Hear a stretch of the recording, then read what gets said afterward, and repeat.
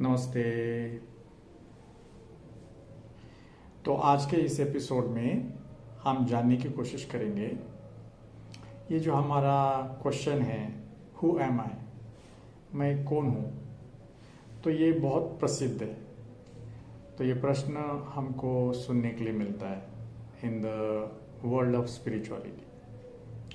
Actually ये एक वेदांत का एक मेथड है। ये मेडिटेशन का भी एक मेथड बन सकता है। वैसे है तो ये एक क्वेश्चन, हु एम आई। तो हर उस व्यक्ति को जो इस स्पिरिचुअलिटी के पाथ पर है, उसको ये क्वेश्चन पूछना है। ये वेदांत का है। He should ask this question continuously, who am I.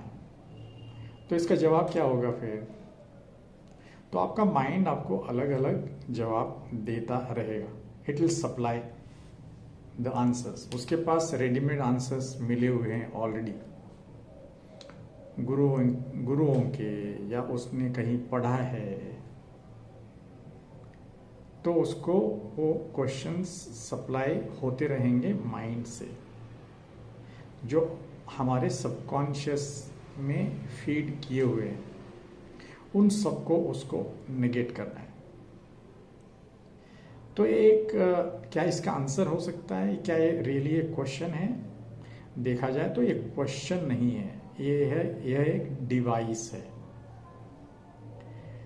It is a device to lead you to the unknown. देखिए, सही में देखा जाए तो हम कुछ भी नहीं जानते।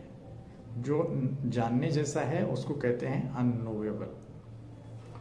तो वेदांत में मोटे मोटे तौर पर एट द वेरी टॉप हमारे पास एक दो रियलिटीज है। तो वेदांत क्या है?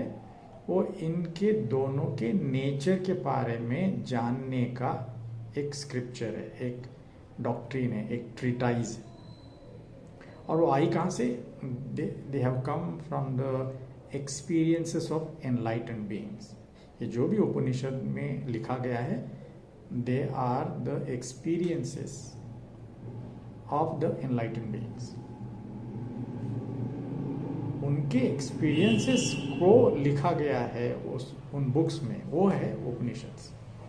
तो उन उपनिषद में एक मेथड है, एक डिवाइस है to really know who you are, who am आई।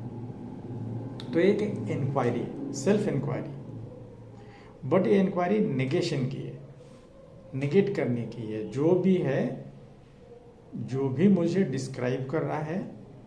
देखिए, वेदों में क्या है? To know the nature of atman and to know the nature of Brahman. इसके बारे में वेद, इसके बारे में उपनिषद। फिर उसमें कई सारी स्टोरीज हो सकती है, गुरु की कई सारी स्टोरीज हो सकती है जानने की, उस तरफ जाने की। उसी तरह से हु एम आई एक मेथड है, एक डिवाइस है खुद को वो प्रश्न करने का कि रियल में मैं कौन हूं। तो आज के इस एपिसोड में हम इसको जानने की कोशिश करेंगे कि ये मेथड है क्या और इसको अप्रोच किया कैसे जा सकता है।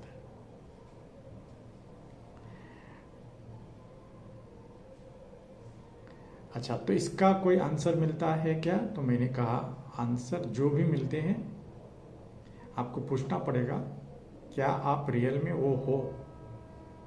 या जो आंसर फीड किया जा रहा है, क्या रियल में वो आपका खुद का एक्सपीरियंस है? जैसे एक एग्जांपल लेते हैं। अब एक कहीं दूर पर एक थोड़ी सी सामने, आंखों के सामने एक बुलक कार्ट। तो गुरु पूछता है शिष्य को, वह क्या है? तो वो कहेगा, सर वो तो एक बुलक कार्ट है। तो गुरु कहता है, कौन सा कार्ट, कौन सा है?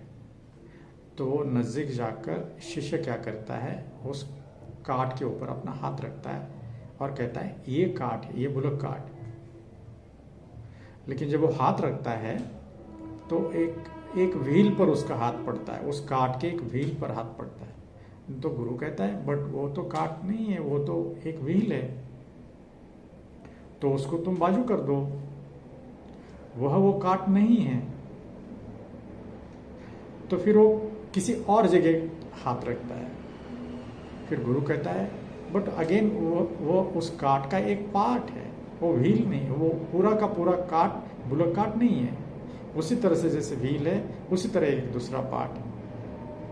तो इस तरह से ये प्रयास चलता है और सभी पार्ट अलग हो जाते हैं उस काट के, बुलक काट के, और अंततः कुछ नहीं बचता है, सभी पार्ट अलग अलग अलग हो गए। ये सब कुछ करने के बाद भी, क्योंकि सभी पार्ट अलग अलग अलग हो गए, ये सब कुछ अलग करने के बाद भी वो काट नहीं मिलता है जिसको आप कह रहे हैं काट, बुलक काट, वह नहीं मिलता है। इसी तरह से एक आप दूसरा कोई एग्जाम्पल लीजिए, आप कंप्यूटर का लीजिए,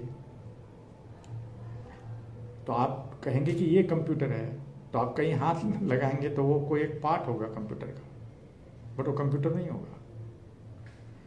तो आप इस तरह से उसके पार्ट को अलग अलग कीजिए, तो आप हार्डवेयर के पार्ट अलग कीजिए, सॉफ्टवेयर के पार्ट अलग कीजिए, तो अंततः क्या बचता है? तो सभी पार्ट जब अलग अलग हो जाते हैं, क्योंकि आपने पार्ट को हाथ लगा कर कहा कि ये कंप्यूटर है। जैसे आप मेरी तरफ में कहता हूँ ये मैं हूँ, तो मेरा हाथ किसी न किसी एक बॉडी के पार्ट पर गिरा, वो पार्ट मैं नहीं हूँ, लेकिन मैं कह रहा हूँ कि ये मैं हूँ। तो सही में आप कौन हो, यह जानने का जो प्रयास है, यह जानने का जो ये क्वेश्चन है, हु एम आई, वो है वो क्वेश्चन।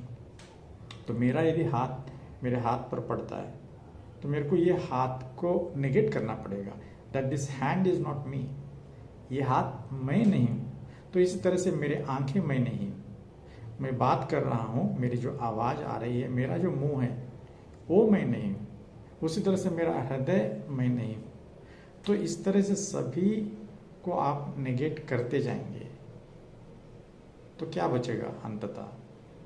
यह आपको देखना है। यह जो मेथड है नेगेट करने का, इसको कहते हैं नेति नेति, नॉट दिस नॉट दिस। तो ये तब तक चलेगा, वो जो व्यक्ति है इस पथ पर, that seeker, that inquirer, the one who is trying to know who that person is, who that real entity is, who am I, this person is asking this question called who am I, और संस्कृत में वह है नेति नेति, not this not this. So this hand is not me, any other part is not me, then who am I? It is that question. तो इसके process में जाने के पहले मैं कुछ थोड़ा सा बैकग्राउंड क्रिएट करता हूँ।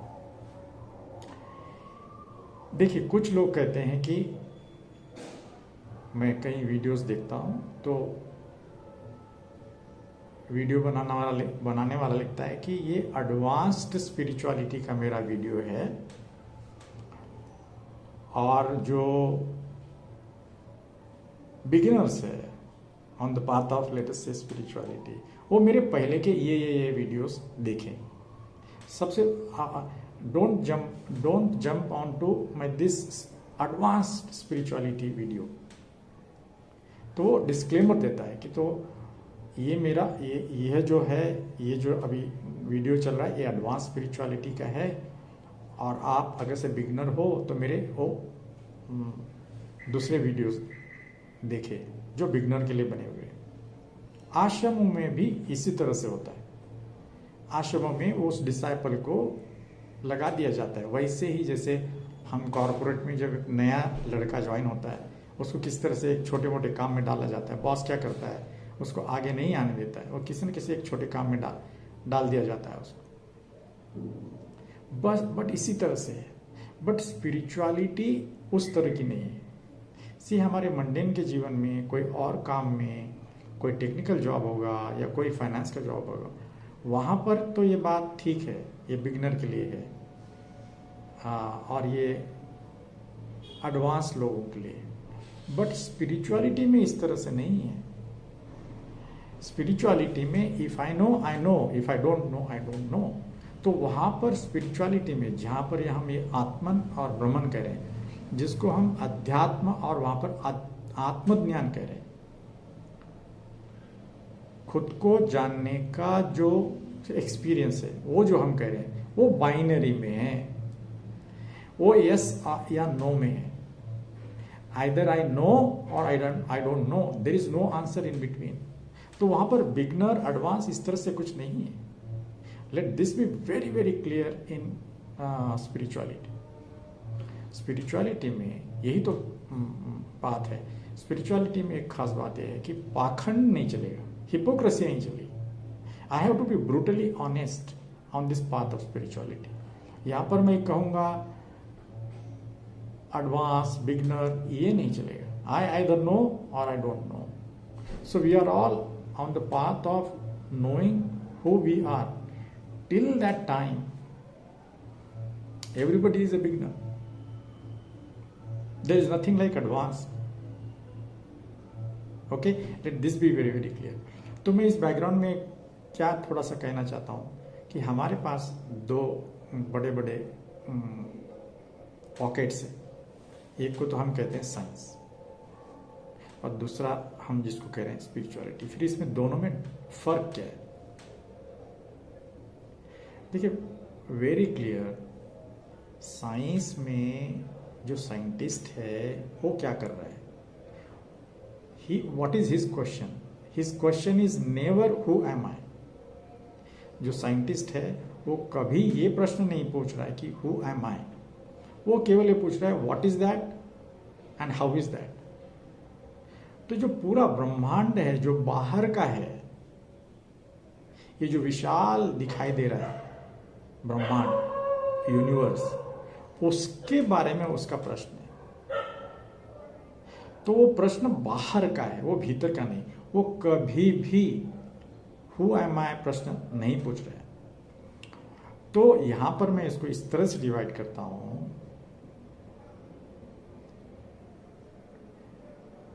Working with the mind, I am calling that as a science. Let this definition be very very clear, very simple. Working with the mind is what I am calling science, and working on the mind is what I am calling spirituality. If I am working on my mind, if I am working on my psyche, then it is a path that is leading me towards the end goal. It is a spiritual path to know who am I. वो मुझे मेरे उस आत्म अनुभूति या आत्मज्ञान की तरफ ले जाएगा, जिसको हम कुछ भी नाम दें। हम उसे कहे निर्वाण, हम उसे कहे एनलाइटनमेंट, हम उसे कहे self realization, whatever. But science के जगत में वहां पर कोई स्कोप नहीं है सेल्फ रियलाइजेशन का, because that question itself is not there. This question itself is not there. So who am I, this question is not there at all. I am trying to know about the body in its intricacies, like a doctor or a neurobiologist. I am trying to know about the brain and its working in its all intricacies.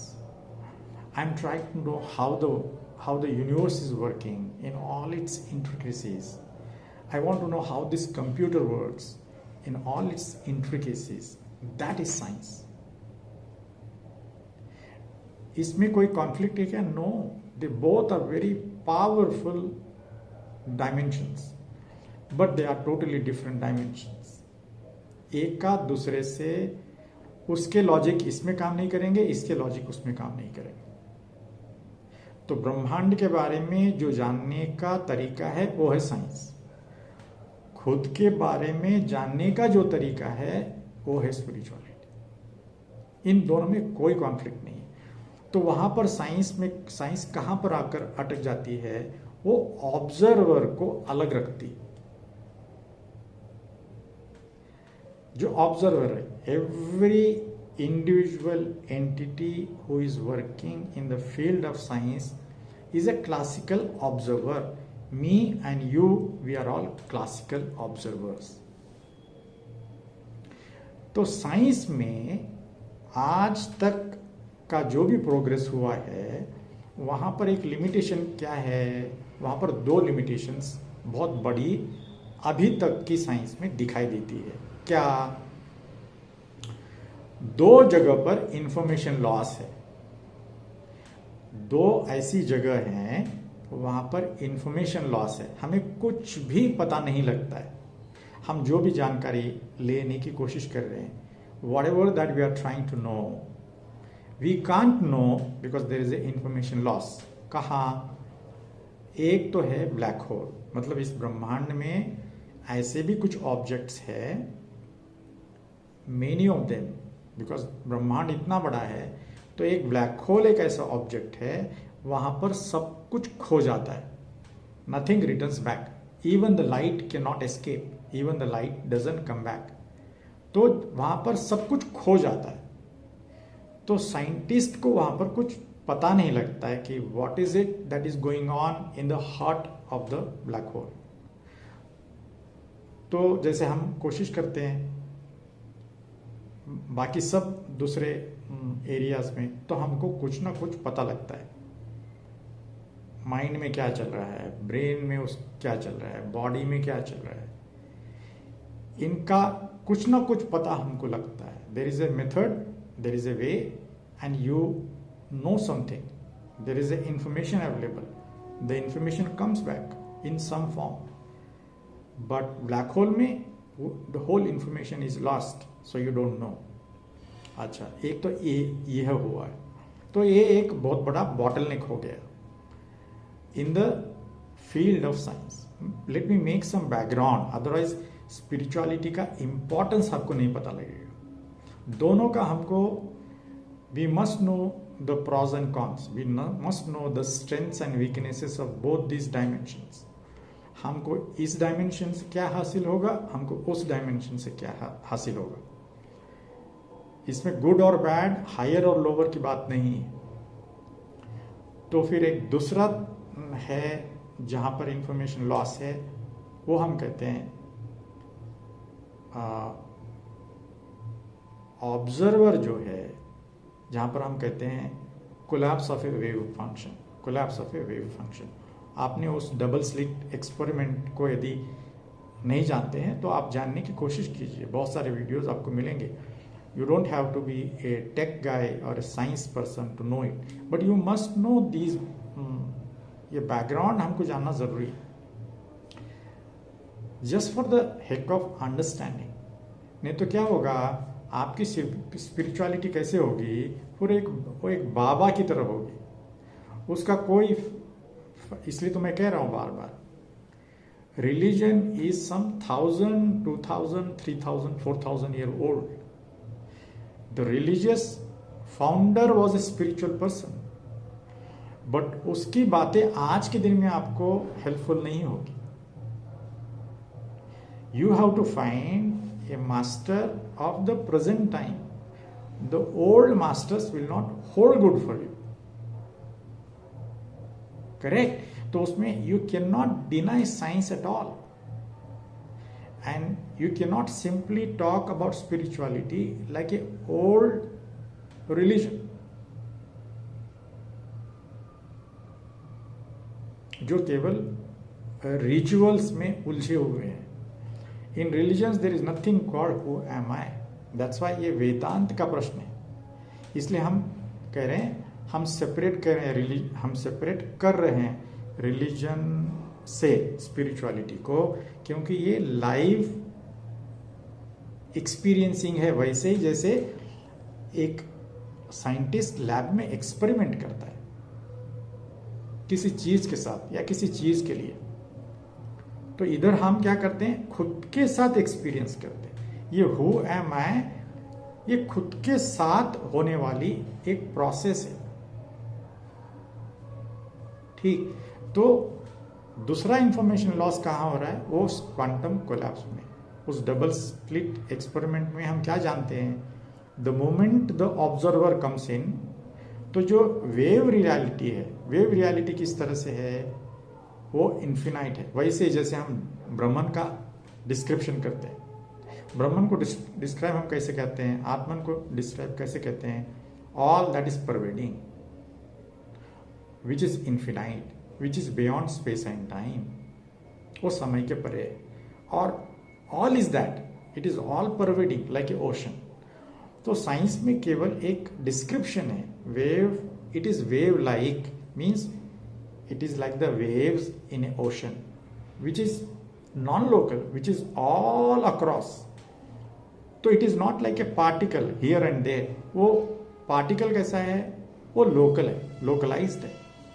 और wave function कैसा है, non-localized, वो non-local है, वो all across, उसकी कोई boundary नहीं है, वो infinite है। तो उस तरह की जो एक रियलिटी है, जैसे ही ऑब्जर्वर आता है वो रियलिटी कोलैप्स होती है। कोलैप्स होती है तो जो इन्फिनाइट जो है वो एक आकार ले लेता है। तो यहां पर कहने की बात है, जो निराकार है, जो फॉर्मलेस है, वो एक छोटा सा फॉर्म लेता है पार्टिकल का, तब वो पार्टिकल का जन्म लेता है। और इस पूरे इसमें ये जो भी फिर क्वांटम कोलैप्स हो क्यों रहा है, ये वेव फंक्शन कोलैप्स हो क्यों रहा है, यहां पर कोई इंफॉर्मेशन हमको हाथ नहीं लगती। We don't know why this is happening. There is a Nobel Prize for this. तो यदि आप जानते हो तो you can try to explain. You will get a Nobel Prize for this.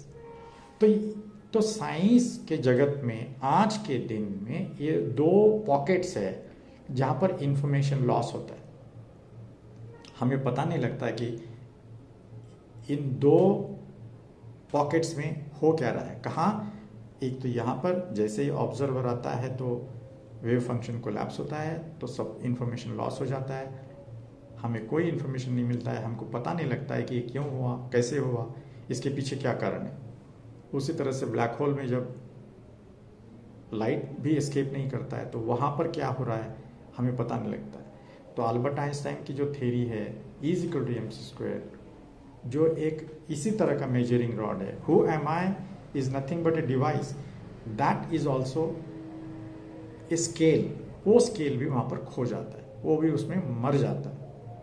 जब लाइट और मैटर और एनर्जी सब कुछ मर जाता है तो वो एक इक्वेशन, जो एनर्जी मास इक्विवेलेंस का इक्वेशन है, वह भी खो जाता है।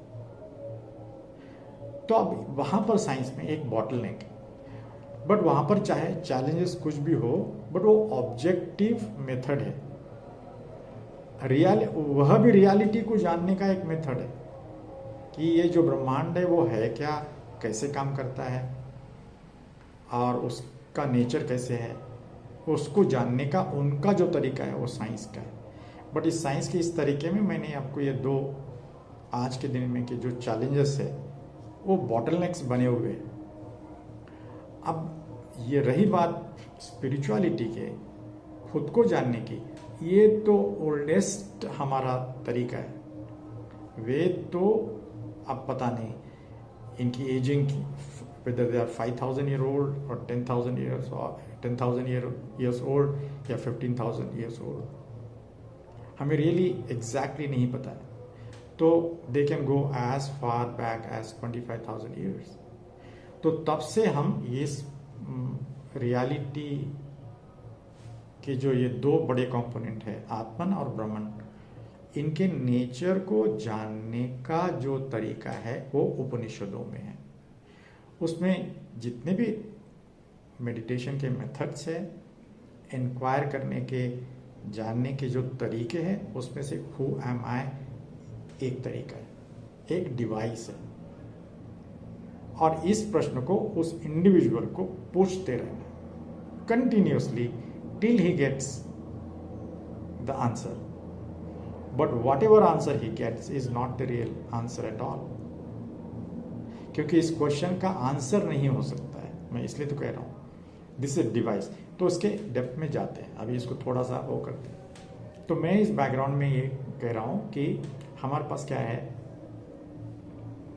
कि हम एक जो अब स्पिरिचुअलिटी बोलते हैं, यहां पर थोड़ी सी दिक्कत ये है कि इसमें एक शब्द जो है वो स्पिरिट, तो ये है वेस्टर्न शब्द। अब ये स्पिरिचुअलिटी तो इंडियन शब्द नहीं है, ये है वेस्टर्न। तो ये थोड़ा सा लूज है। लूज कैसे है अब स्पिरिट जब हम बोलते हैं उसको हम थोड़ा सा नेगेटिव तरीके से लेते हैं, लेकिन सोल जो शब्द है, आत्मा जो हमारा संस्कृत शब्द है, उसको हम पॉजिटिव तरीके से लेते हैं। तो स्पिरिचुअलिटी तो ठीक है, in the modern parlance today we are talking that area where we are asking who am I, trying to know who am I, trying to discover who am I, उसको हम कह रहे हैं कि path of spirituality, area of spirituality, domain of spirituality, that you are trying to know the spirit within you, the soul within you. But वो western शब्द है। हमारा क्या शब्द है? हमारा शब्द है अध्यात्म। अध्यात्म is a Sanskrit word which means a higher self. तो अध्यात्म में क्या हो रहा है? Why we are calling it as a higher self? We are sacrificing the lower self for the higher self.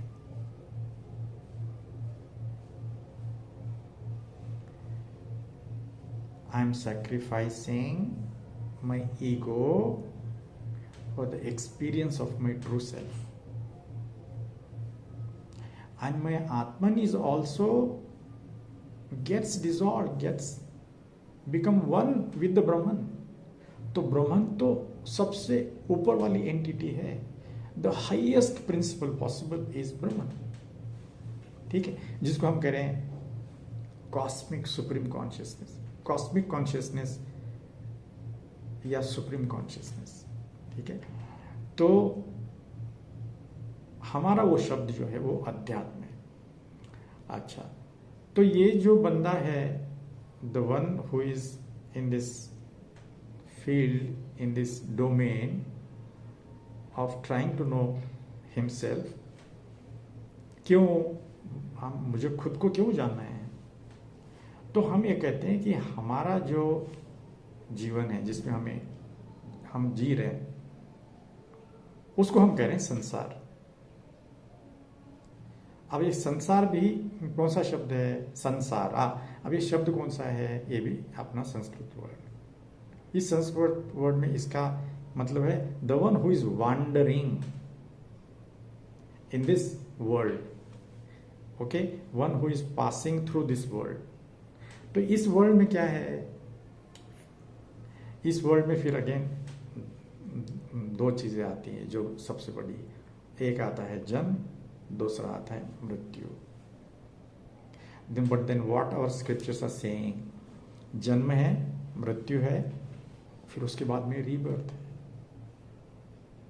So there is this cycle of birth, death and rebirth, and this cycle is a continuous cycle, और इस cycle को हम कह रहे हैं संसारा।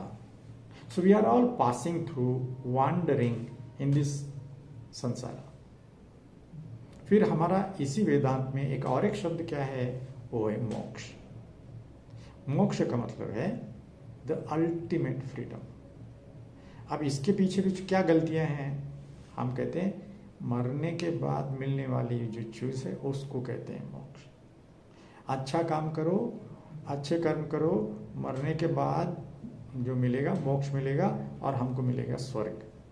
ऐसा कुछ भी नहीं है। मरने के बाद तो see what is the practicality. मरने के बाद का थोड़ी, ये जीवन अभी के लिए है ना। ये जो बॉडी जो जीवित है, जो सांस ले रही है, उसका ये प्रश्न है। मरने के बाद के प्रश्न का हेवन मिलता है कि हेल मिलता है कि मोक्ष मिलता है, how is that important? See, if I am bound by my concepts, if I am identifying my self with my thoughts and memories, तो मैं पहले से ही स्लेव हूं, पहले से ही बंधा हुआ हूं, तो मोक्ष कैसे मिलेगा? मोक्ष का मतलब तो फ्रीडम है, अल्टीमेट फ्रीडम है। So I am not free from my mind, I am not free from my memories, I am not free from my imaginations, I am not free from my attachments, I am not free from my identities. तो मोक्ष कैसे हुआ? तो हम फिर वो highest एक शब्द है हमारा, हम कहते हैं हम ये जो भी कर रहे हैं, that who am I, that will give me my ultimate freedom, it will give me moksha, it will free me from this cycle of birth, death and rebirth. तो उसके लिए फिर हम कहते हैं फिर क्या करें, फिर अगेन हमने एक शब्द का इन्वेंट किया, उसको हम कहते हैं संन्यासा। तो इससे फ्री होने के लिए आपको संन्यास लेना पड़ेगा। अब इसके पीछे भी there are all wrong notions around sannyas. तो हमने जो पास्ट का संन्यास है, जिसको इंग्लिश में हम कहते हैं रिनंशिएशन, तो उसमें क्या गलतियां हुई है, तो हम कहते हैं छोड़ना। इस अब हम कहते हैं ये जो वर्ल्ड है, ये जो संसार है, इसको छोड़ना संन्यास है। और हमारे पास बुद्ध की स्टोरी है, बुद्ध की स्टोरी में वो सब कुछ छोड़ देते हैं, लेकिन कुछ हासिल नहीं होता है।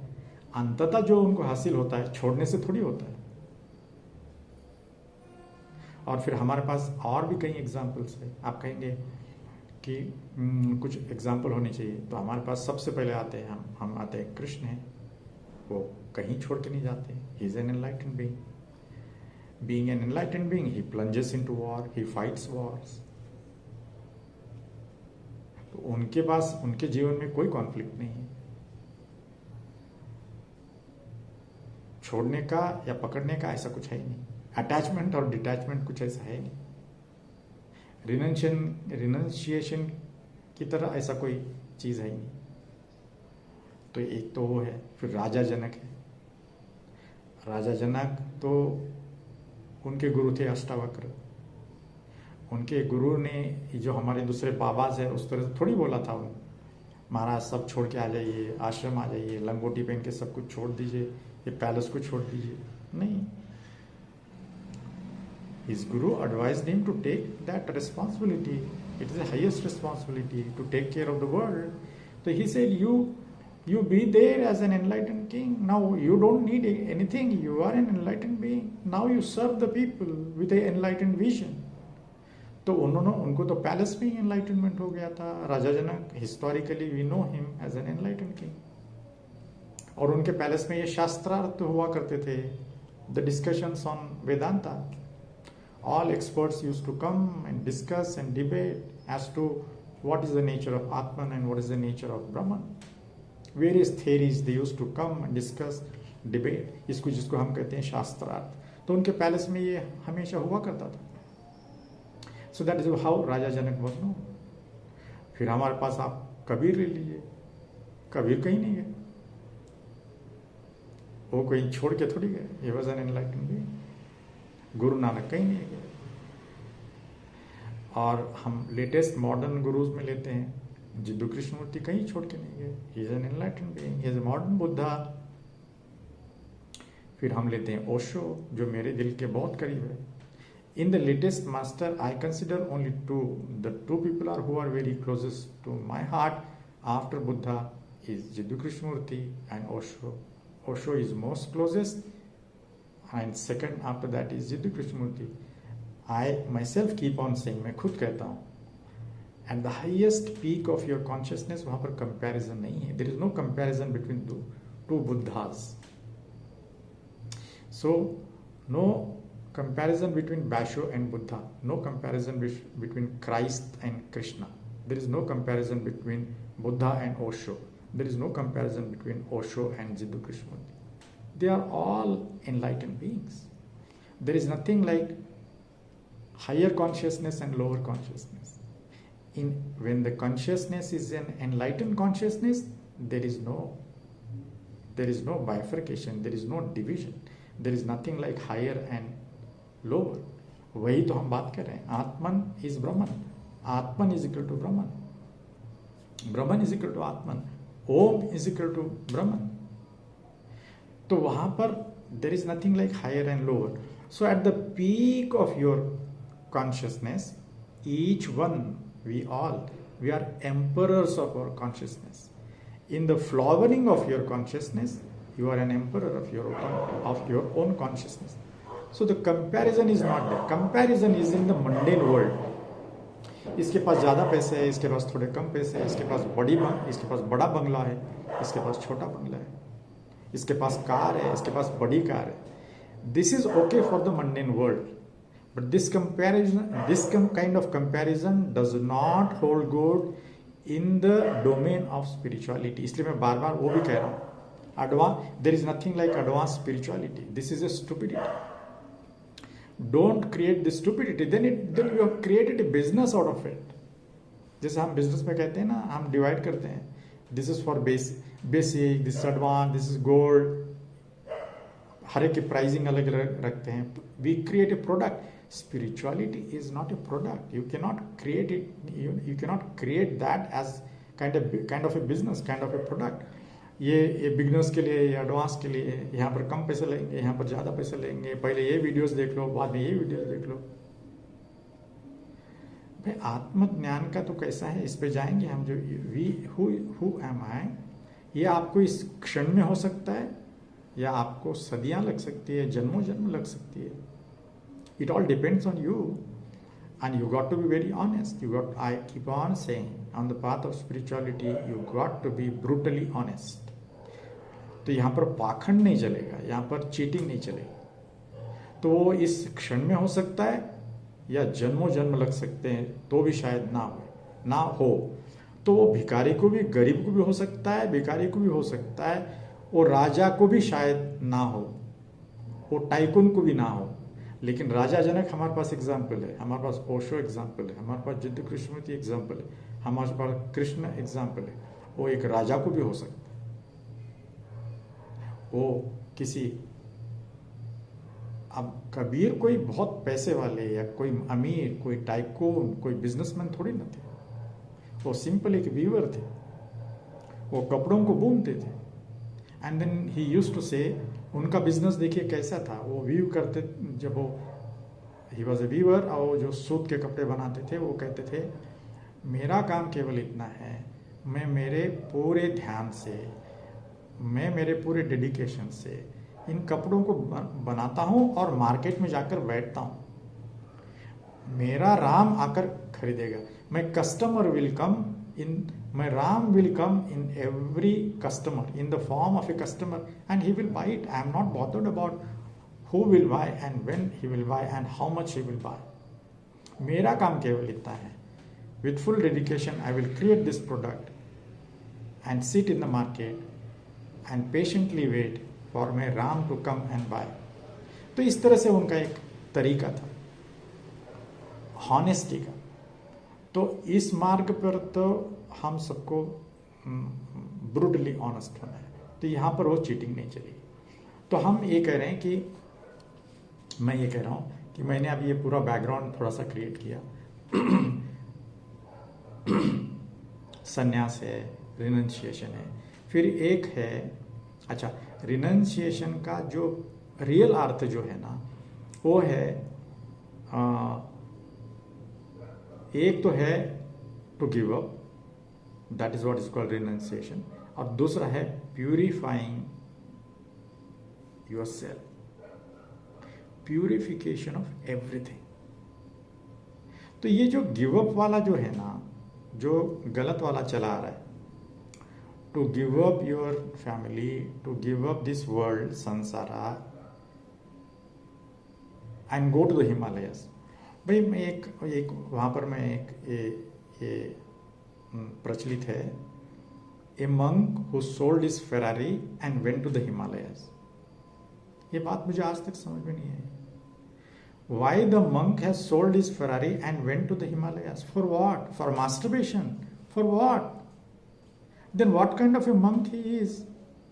If he is a monk, why he is selling his Ferrari and going to the Himalayas? For what?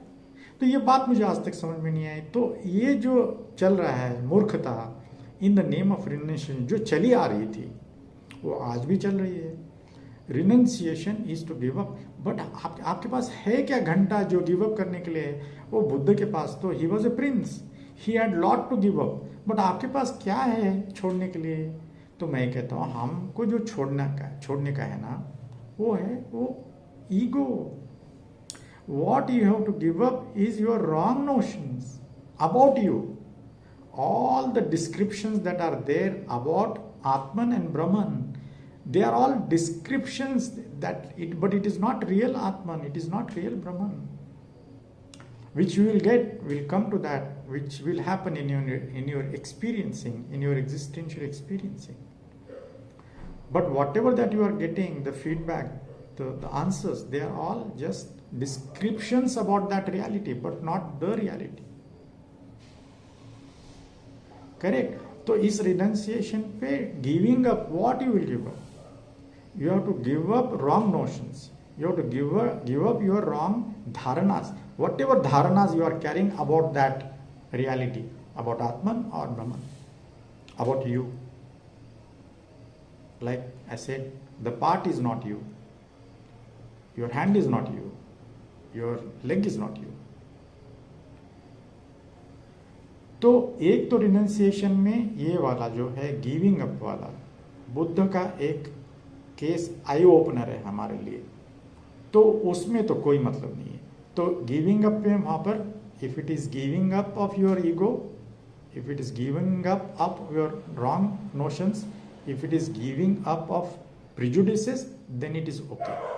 Then the second जो उसका meaning है purification of everything, that is very beautiful.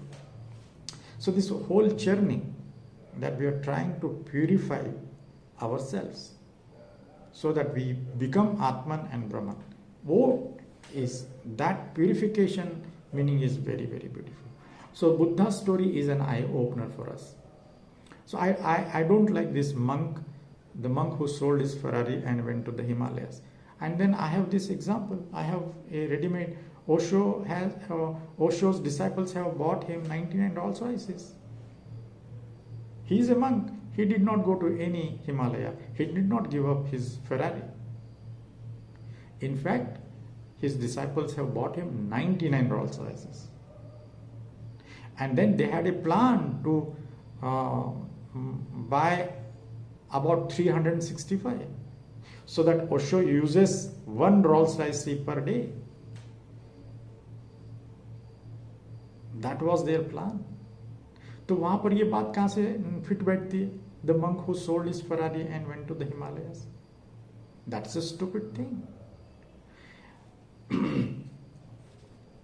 So I said, अब हमारे इस discussion में हम आते हैं.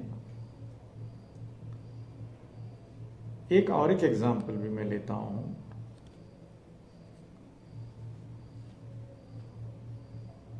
अब ये रिसेंटली एक हुआ है. अब ये इसी डोमेन का है, स्पिरिचुअलिटी में, that you are living your job, quitting your job, going to the ashram, joining an ashram and becoming a disciple under a guru. तो वो गुरु आपको क्या कर रहा है? एक दीक्षा दे रहा है. अब ये मूर्खता आप देखिए. उस दीक्षा लेने में, and then you are becoming, I mean you are wearing the robes of a monk, whether you are a female और ए मेल. उसका एक अपना है मंक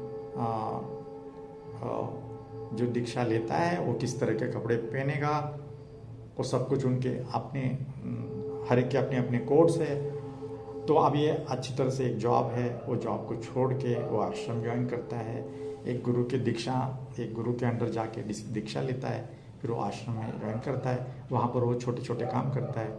बट वहाँ पर ये बात है main, see this knowing of you is Paramount importance. उसको मैं डिनाई नहीं कर रहा हूँ.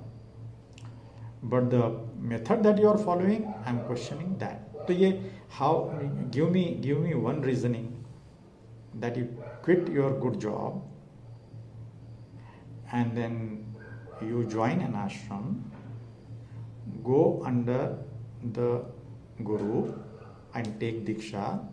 Just give me one reason how it is going to evolve you spiritually. ये कैसे आपके spiritual evolution के लिए help करेगा? I don't see any reason. ऐसा, this is the stupidity that many people are doing. और इसमें कोई सच्चाई दिखाई नहीं देती मुझे. और हमारा जो बेसिक अभी ये क्वेश्चन है वो इसी का ही है। If that person knows the real truth about this question, this Vedantic inquiry of who am I, वो उस बंदे को ये सब करने की जरूरत नहीं है ना। वो तो sitting at home he can do that, while doing his job he can do that, while doing his daily course of life he can do that. तो उस संन्यास उसका क्या, वो उस इंक्वायरी का क्या मतलब है जो आप ये सब कुछ छोड़कर करते हो? और उससे मेरा ये कहना है, उससे आप ये हासिल भी करते हो तो it is of no use, you will repent, और हासिल भी नहीं करोगे आप, because first and foremost, the approach that you are taking, that approach itself is not the right approach. फिर वो मैंने पहले की वीडियो में शेयर किया ये, then in the ashram they are going and asking, instead of this who am I, there is another method of meditation among maybe other methods. I am not the body, I am not the mind, I am not the body, I am not the mind. This is what they are doing. But how it is going to help you if you are not the body and if you are not the mind, and if you keep on asking this question, and then you are also saying, I am not the body, I am not the mind, but I am the soul, you are saying. But just by saying this, how you can be that, whatever that reality is? आप वो कैसे हो सकते हो just by saying कि मैं body नहीं हूँ, मैं माइंड नहीं हूँ, लेकिन मैं सोल हूँ? ये कहने से कैसे हो सकते हो? Just by saying, because it is not your experiencing, it is not your existential experience. तो ये सोचने की बात है, just think on this. तो ये जो who am I, ये क्वेश्चन कोई ऐसा वैसा क्वेश्चन नहीं है।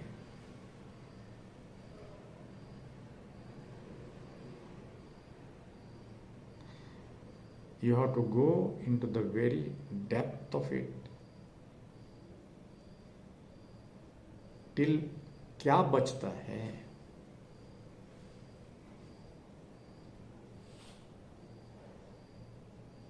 तो ये एक डिवाइस है, इसका आंसर जो भी मिलेगा, जैसे आपको इस कई आंसर्स मिलते हैं। एक बाबा कहता है आई एम शिवा, तो कल के दिन आपका माइंड कहेगा शिवा। इसके पहले के वीडियो में मैं कह रहा था कि यू आर ए सच्चिदानंद, फिर आपका माइंड कहेगा कि मैं सच्चिदानंद हूँ। अवधूत ने बोला था सच्चिदानंद, एक बाबा ने बोला था I am Shiva. Then you are asking him what is Shiva, he is saying that which is not is Shiva. फिर आप भी बोलने लगोगे I am Shiva, आप बोलने लगोगे। एक बाबा कहता है I am soul, तो आप भी बोलोगे I am soul। तो इस who am I की जर्नी में आपको इस तरह से ये आपका माइंड फीड करता रहेगा। जो सबकॉन्शियस में मिले हुए जो कलेक्ट हुए जो गार्बेज आंसर्स है, इसके उसके दिए हुए, वो माइंड आपको देता रहेगा।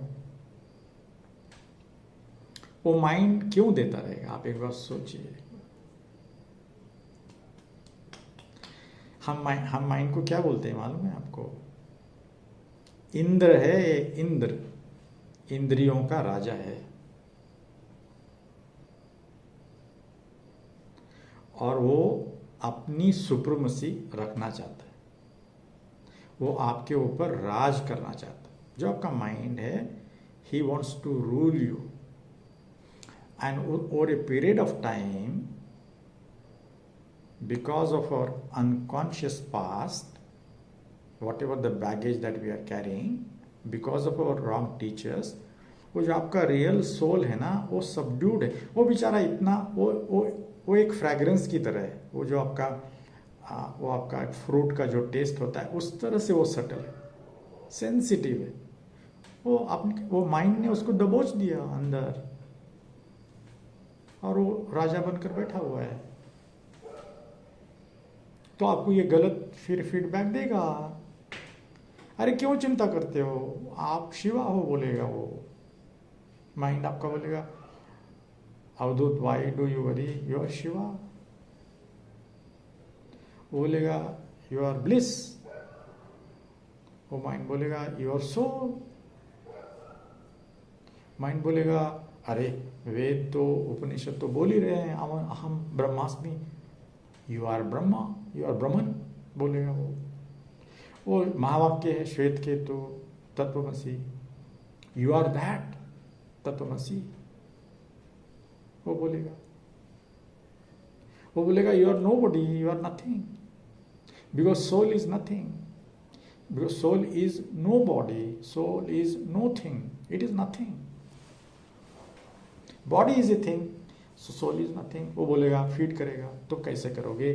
तो ये जो नीति नीति का है, this question one has to keep on asking.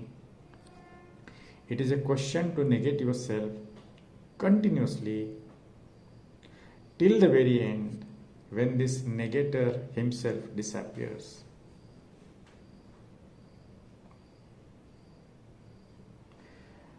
The knower drops, the questioner drops, the question drops. Then what happens? Think.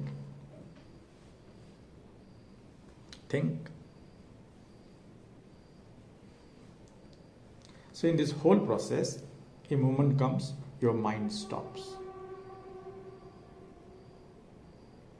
Last आप सब negate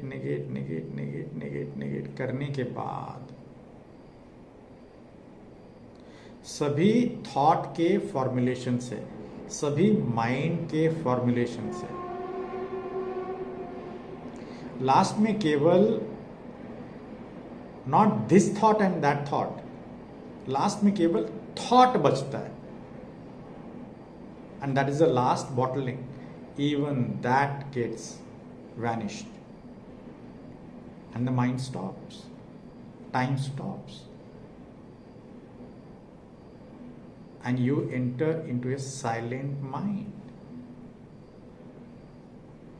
and in that silent mind there is every possibility of you encountering with the divine. That is your true self. The mind of that wrong self, ahankara, gets dissolved. It gets vanished. It disappears. And when everything is gone, neti, not this, you negated everything. And there is nothing. The mind drops. The question drops. The questioner drops. Mind becomes silent. And in that silent mind, you see the light of your soul. That is that real you. This is what happens in that inquiry. You discover your true self. That discovery fulfills you. That discovery gives you bliss. That I am calling Ananda. Now you are filled.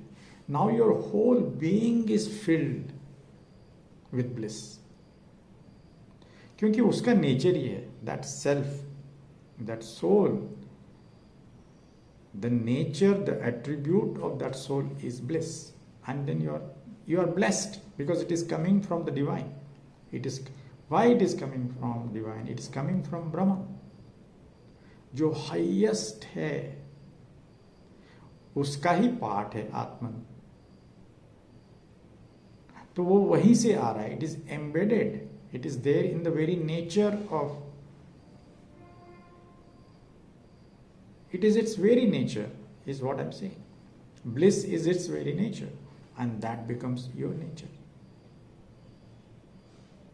वो उसी तरह से, इस तरह से flower होता है, उसका फ्रैग्रेंस एमिनेट होता है, फ्लावरिंग के बाद. Like that, I'm just giving it as an analogy, as a metaphor. So you flower into your own being. You flower into your own consciousness. And you encounter that your true soul. So जो wrong self था, जो self of अहंकारा था, sense of wrong self, जिसको हम कह रहे हैं अहंकारा, that goes away, that gets destroyed, that gets dissolved. What is left out is only this, and here you say et, this and this. It is that you. तो इसको और continue करते हैं. This is not an end. आज के दिन मैं इसको एंड करता हूँ. I will again continue on this question called who am I. तो इस क्वेश्चन को मैं कौन हूँ, इसको जारी रखते हैं. अभी के लिए, आज के लिए यहाँ पर मैं विराम देता हूँ. फिर हम नेक्स्ट वीडियो में डिस्कस करेंगे, इसको कैरी करेंगे. तब तक के लिए thank you so much. Thank you for listening.